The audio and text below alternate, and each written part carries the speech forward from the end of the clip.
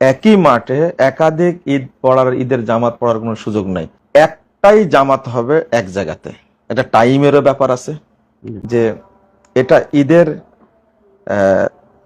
জামাতের খুতবার প্রসঙ্গ আছে। একটা খুতবা একটা গুরুত্বপূর্ণ বিষয়। যদি এক মাঠে একাধিক ঈদের জামাত হয়, সেটা খুতবা ভালো হয় না। যে একই মাঠে একাধিক ঈদের জামাতের সুযোগ আছে কিনা, বারাকাল্লাহ ফিক। পাশাপাশি ওর সাথে সংশ্লিষ্ট ঈদের মাঠকে যে সাজানো, জি, নানান ফুল দিয়ে সাজানো, এটা উপরে চাঁদোয়া দেওয়া, এগুলো কতটুকু শরীয়ত সম্মত?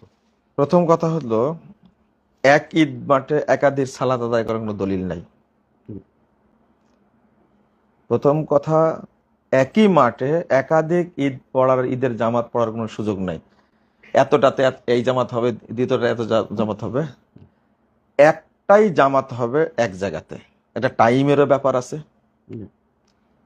আর একটা বিষয় হলো যে